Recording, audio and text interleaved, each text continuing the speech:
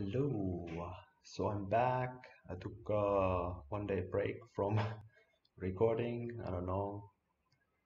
Just wasn't feeling it. Anyway, let's look at the third round of the European Chess Team Championship. This time Finland faced Slovenia, the first team, and yeah, let's just start with Agopov's game. He faced Lenic Luka. He's 2600. The only 2600 in this team, and so yeah, I mean obviously stronger than Finland, but not like not nothing amazing. So it was a typical Spanish. I actually forgot what's the I forgot the name of this variation. Anyway, whatever it's called, it's slightly rare. At least I don't really see it in my own games too often. And but it's pretty solid. Um, Not as solid as Berlin, but you know, not so bad. And Agopov goes for the 95 line. So this is very forcing. So it has some good things and bad things. One is that it's easy for both sides to play. Maybe you can prepare for very deep. Yeah, it just depends what you want. If you wanna play like theory moves, this might be the way to go. But then also the game can easily fizzle out to a draw. So it's the bad side. And yeah, white has the bishop pair, so white feels pretty comfortable. Also, the center looks quite nice.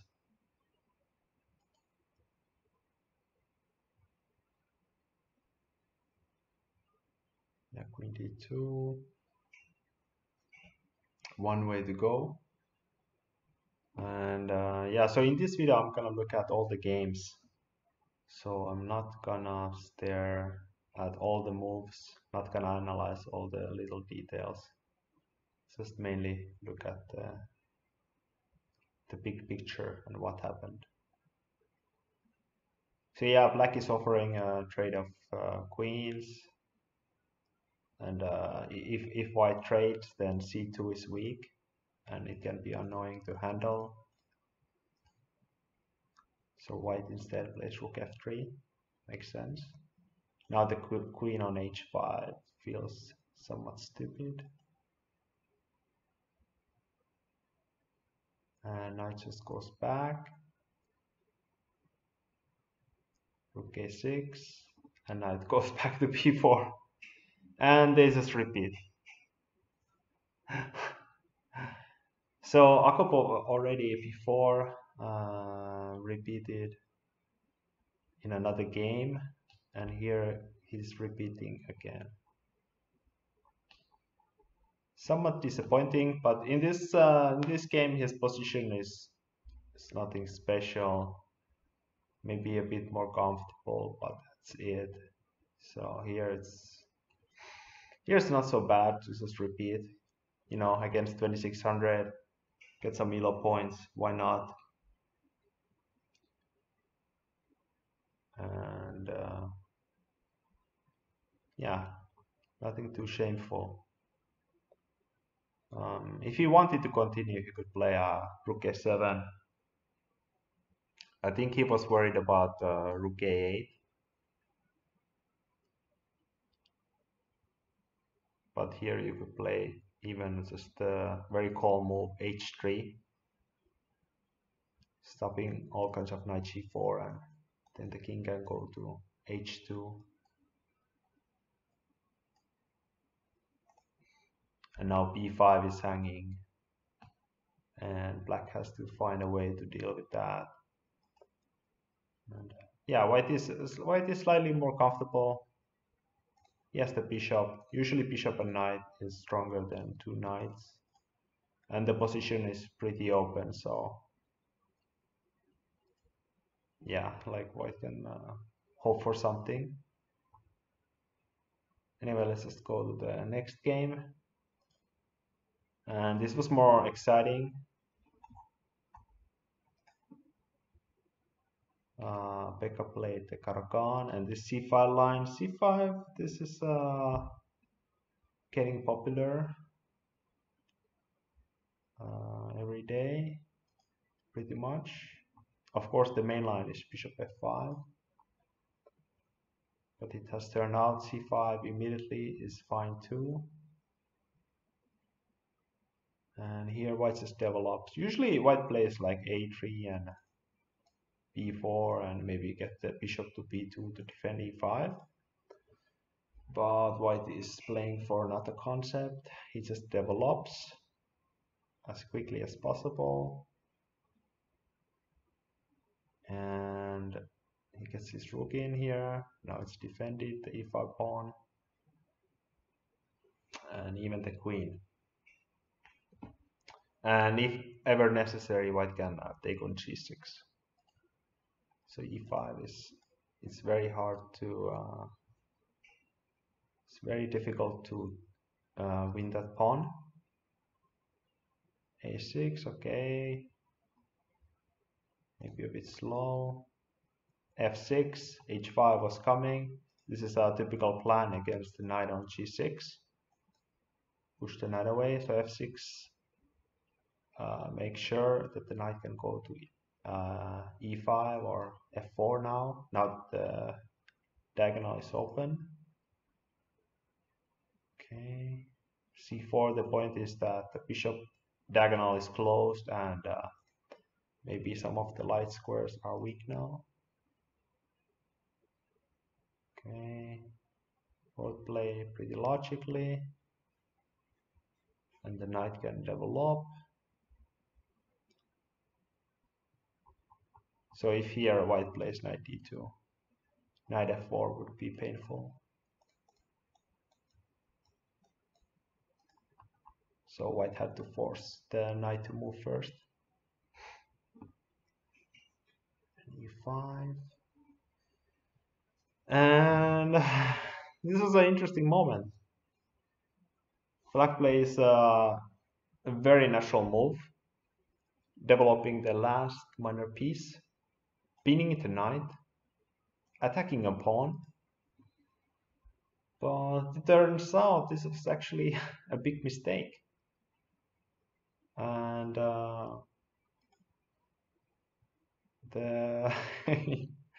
it's such a natural move, so I cannot really fault Pekka for going for this. There are a few problems. One is the b7 pawn is weak, but that is hard to see, like how can that matter? And another one is a tactical shot that was actually not played in the game. It's b4. And the point is that if you take, the rook is hanging, so you have to take. And rook a8 is coming. And it's gonna be quite annoying. So black shouldn't take. But even if he doesn't take, these pawns are really a monster.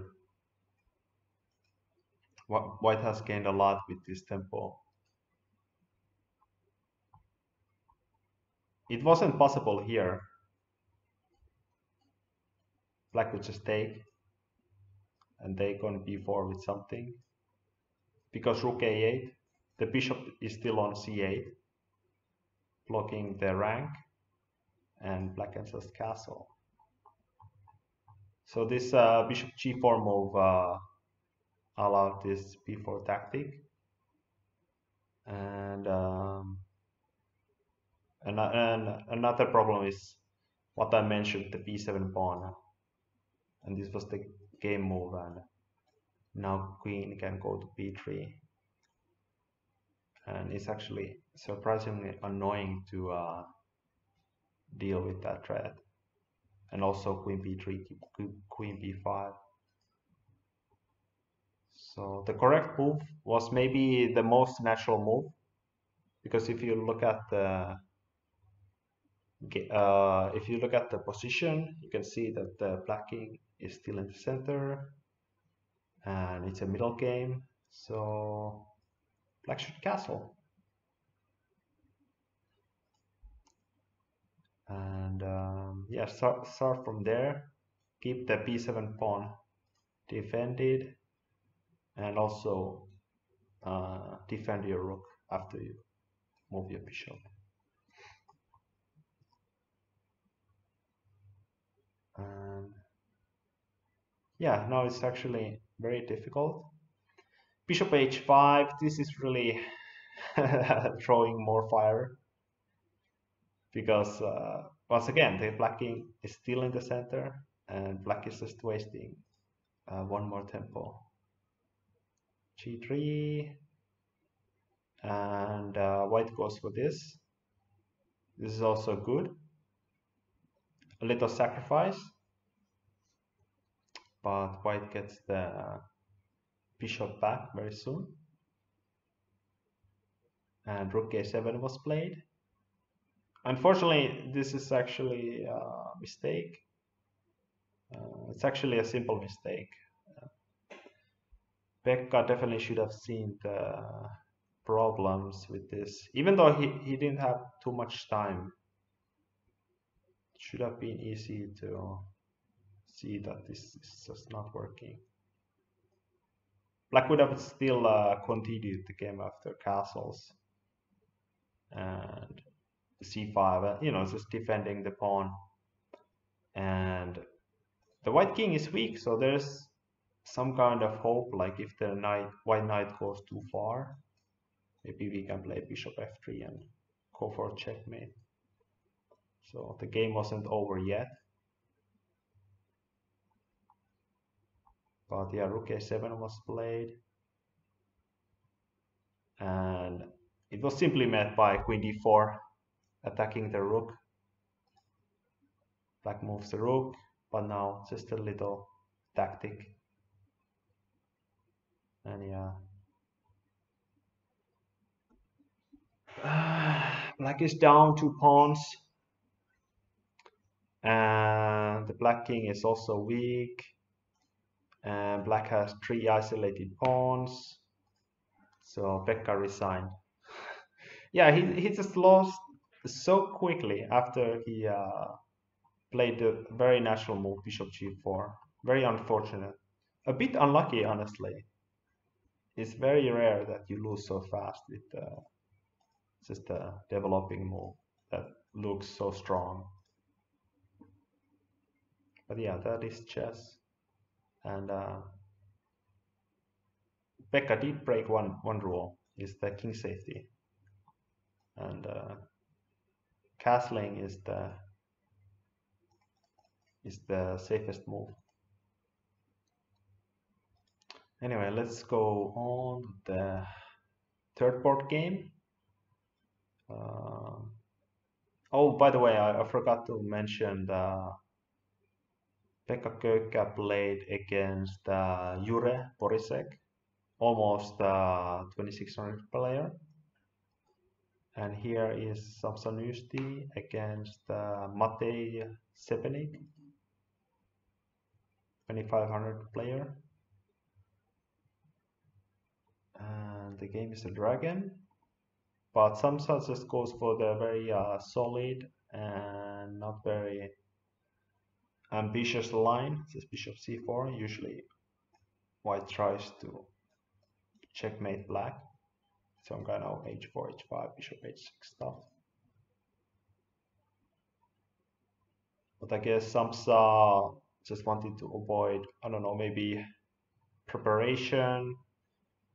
Maybe, yeah, maybe Matej doesn't usually play dragon, and Sampsa was prepared against some of the line and just played something, just something safe and sound. G1, should G5, and so it's interesting that here already computer slightly prefers black after just 10 moves. So I, if I was Sampsa, I wouldn't repeat this line again. The engine line is to just take and play h6, and the bishop doesn't have too many good squares. If it goes to h4, black can play g5 and go with the knight to h5, and the black will win the bishop pair. And if it goes to e3, black can play knight g4. And if it goes to d2 or c1, then it's just not so great. And black just has such a easy game. And even rook e8 was played. And bishop c6, queen e3, and b5. Black is just quite comfortable, getting some space on the queen side. Bishop f6, interesting option. So black has the bishop, the double pawns, but now the rook is active. And queen d3, a tactical move. So Sampsa sidesteps from the X-ray attack, and his idea is this knight b4. So he doesn't lose a piece. Queen d7. And yeah, this a2 pawn is quite interesting. Obviously it's hanging. Like right now it's hanging. White could take. But then the problem is the rook on e1. And how to deal with this. And the bishop is attacking b2.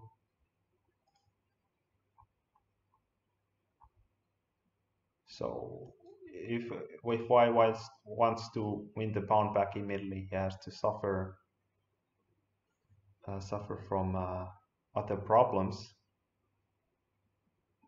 So he just played c3, blocked the diagonal, and white is basically saying that I will win a2 anyway at some point. So no worries. It's always dangerous to play like this, because sometimes, sometimes you never win it back. There's always some kind of next move and next move and next move. There's always some future problem that you have to solve, and then you never have time to actually take the pawn back. f5, and queen d5 was played just to control some squares, and also if like rook e4, white can take on a8. Queen e6, not the engine's favorite to go to an endgame. Engine just ignores everything and plays some kind of h5 move, just taking some more space and asking what is white going to do next. He's not really like what can he do? Once again, if he takes on a2, there's problems with the pin. And yeah, the basic concept is that with the queens on, it will be much harder for white to defend. Maybe black can even attack if he gets to push the h pawn further ahead. Anyway, queen e6 was played, and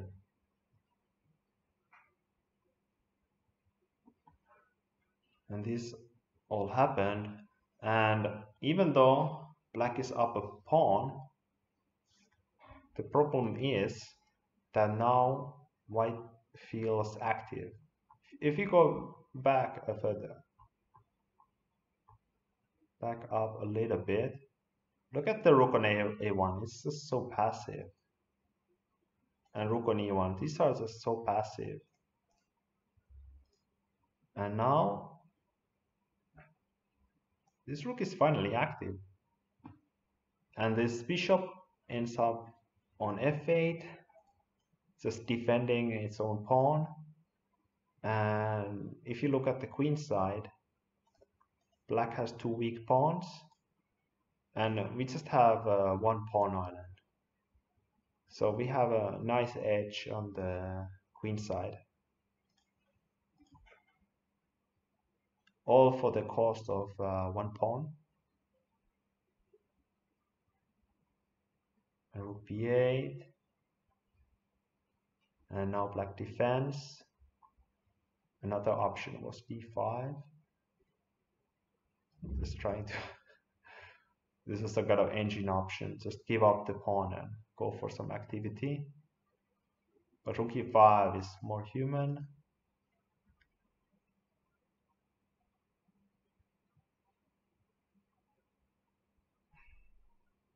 And here they just repeated.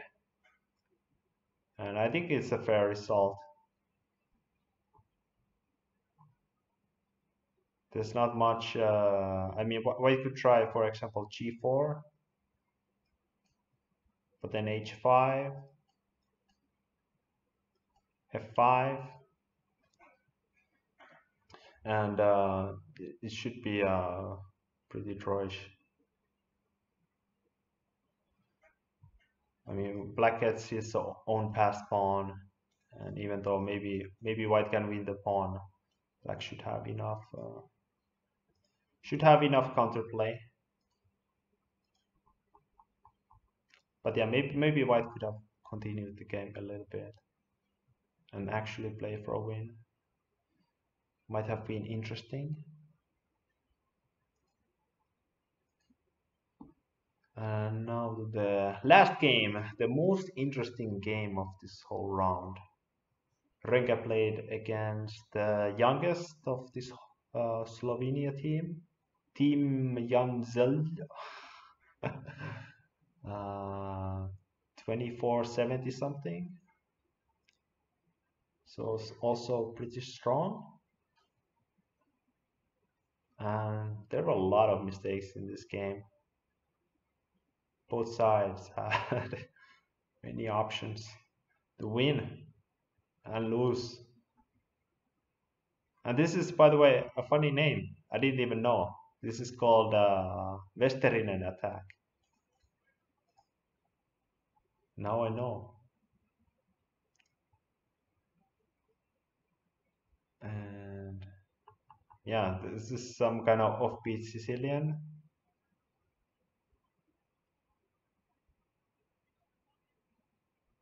And black is quite comfortable. I mean, this whole system looks so weird. And clearly, Erik doesn't follow Ben Feingold's rule, never play f6. Also here, it wasn't the greatest. Erik just wants to take on d6, but he doesn't want to allow bishop g7. But there was another way to defend g7, a more natural, knight f5. And if g4, the knight can just go to d4. So it's no problem. I'm not sure what he was worried about. Even if white tries some kind of, I don't know, something weird like this, it's just intuitively, it's just really hard to believe it can ever work. White plays b3 and develops his pieces just to hang on to a pawn. It's just so hard to believe it can ever work. So honestly, I'm not sure if I would calculate this line too much. Like if I would be too worried about this line. I mean, I just look at the engine. Engine says -2. Well, white can hang on to the pawn maybe, but like you can see, white has played so many pawn moves, and then he's just hanging for a pawn. I wouldn't be scared. Anyway, f6, nothing too bad, just a bit slow. And queen b6, the idea is that if white castles, we can take on g3 because of the pin. So knight g3 was played instead, trying to kick the queen out, and it works. Okay, some jumps.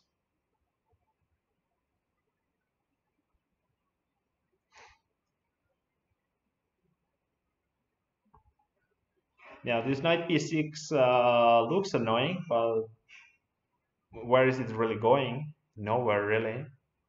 So it decides to take the bishop. And this knight on d4 is just really well placed. And queen e5. Queen e5, maybe not the greatest. It has a threat to check and win the queen, but white just avoids that, and then the queen can easily be harassed. And yeah, it's just not clear where the queen is going. So maybe just play a normal move like e5 and just defend the knight. Then black doesn't have to be worried about the knight ever again. But yeah, h5. Erik is bravely going for some kind of attack. But now he just drops back. e5 finally lands. And yeah, I like this path up shape. He's really going for the win. And you have to cheer him for that.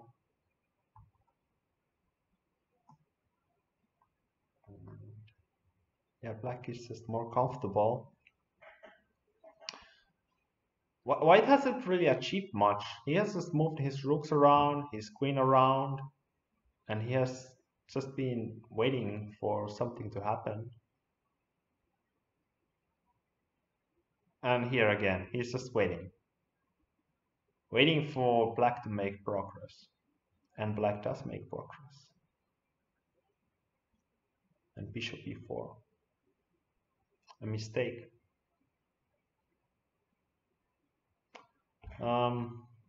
Somewhat understandable, because it's always difficult to tell, like how should you deal with this h4?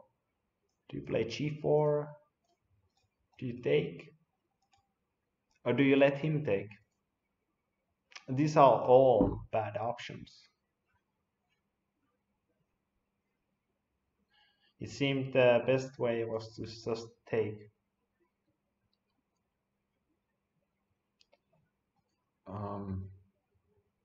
And yeah, black is of course still quite comfortable here. I think the idea was some kind of queen b6 idea.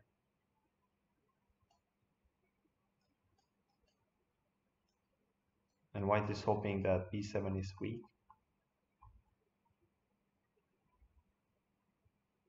And also, after the f pawn has disappeared, black can get a passed pawn.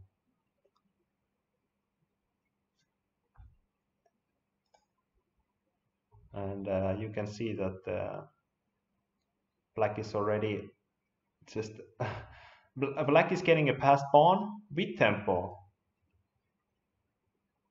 So this is a complete disaster for white. Rook d1. I should, by the way, mention there was a funny computer line. It was rook a to d5, I think. Let's say white just waits, like he has done this whole game. And now rook e5. Queen goes to b3. And then you go back. So you kick the queen out. So your king feels safer. And then you slowly make more progress. I thought that was very, that was very funny maneuver. Anyway, rook d1. Maybe more natural, more human. g5 and now g8. So Ronka was scared of some kind of activity for white, but he actually could have allowed it because black is so active. He could have actually went for more with knight f7. If white checks, king just goes to f8. And what can white do? This knight is a monster, keeping all the checks away.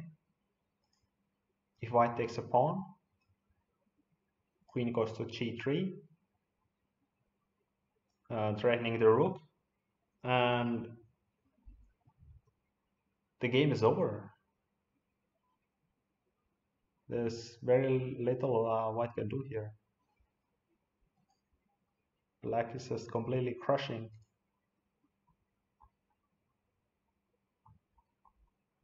And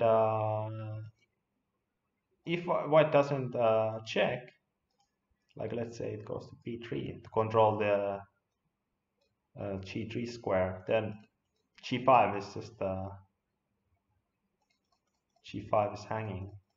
So you can see that if we can force the queen back, then of course the knight should go to a more active square, to a more threatening square than g8.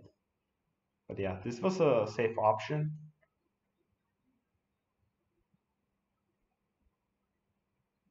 I think in general, Erik plays safety moves a bit too often.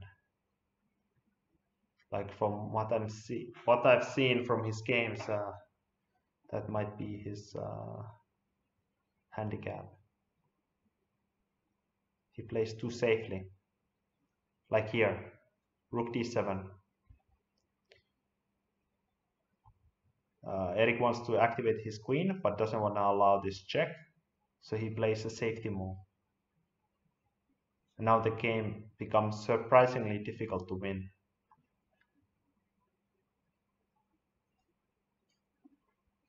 He could have just activated his queen. This check is nothing. King h8. Once again, this knight is controlling all the squares. The bishop is hanging. Rook e1. And now the most accurate move is queen g3. Attacking the rook and preparing rook d2. And there's nothing white can do about it. It's gonna be game over. Game over very soon. But yeah, rook d7 was played. Queen e3, stopping queen f4. But of course, I understand why he played like this. It's just like, if you look at this position, it looks so completely winning for black. Like white has no hope. But somehow there was.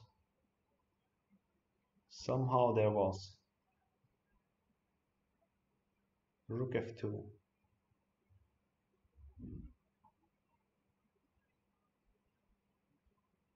Somehow there was hope. Black even wins a pawn. But still, the game stays complicated. And even here, even here, with all white pieces on the second rank, black is up a pawn. White is completely paralyzed. Even here, the game is not completely over. And the reason for that is the bad knight on g8 and the bad king. The black king is not safe. There's just too many checks. And e3. This was maybe just a calculation error. So the problem with this move is you're blocking your own queen and rook from putting any pressure. And suddenly the white rook gets very active. Queen d2, oops, a further mistake. Which is surprising, like the whole game black has played safety moves. So a safety move would have been queen e1, stopping rook h4, attacking the bishop.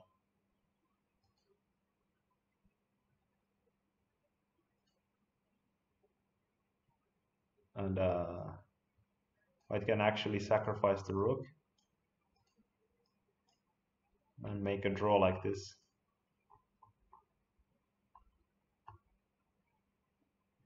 But Erik went with queen d2 instead.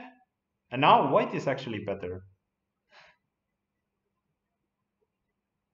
And white takes a bunch of checks, trying to find some kind of killer blow.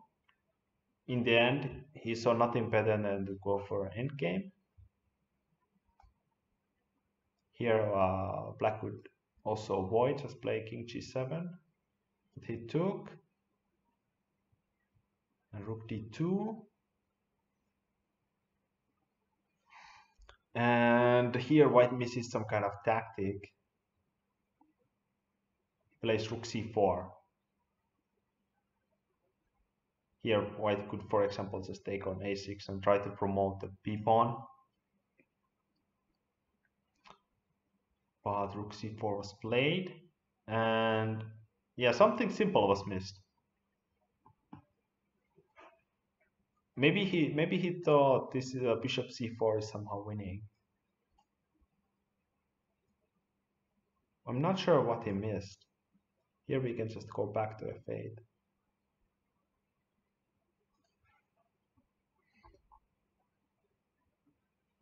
Maybe he just missed king f8 here. I'm not sure. Or maybe his idea was some kind of rook 8 or something. But b4 is also weak, so black is fine. Anyway, he went to e8. So he's controlling e7 and he wants to play bishop c4 and checkmate. But black just stops the plan and attacks a pawn.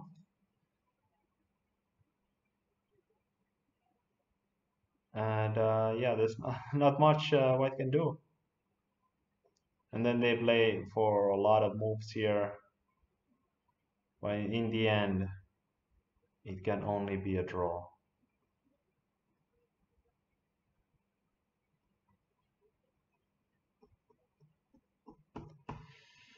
Oh, that was a long game. And yeah, I missed maybe some moments I didn't explain. But that was the whole point. I didn't want to look at absolutely everything. Just a quick glance at all the games. Show a little bit what happened. And still have the fourth round to go, and today I think the fifth round probably has already finished, or very soon at least. But yeah, this is it for today. Finland lost, unfortunately. It can happens. They were stronger, and yeah, that's it. Bye bye.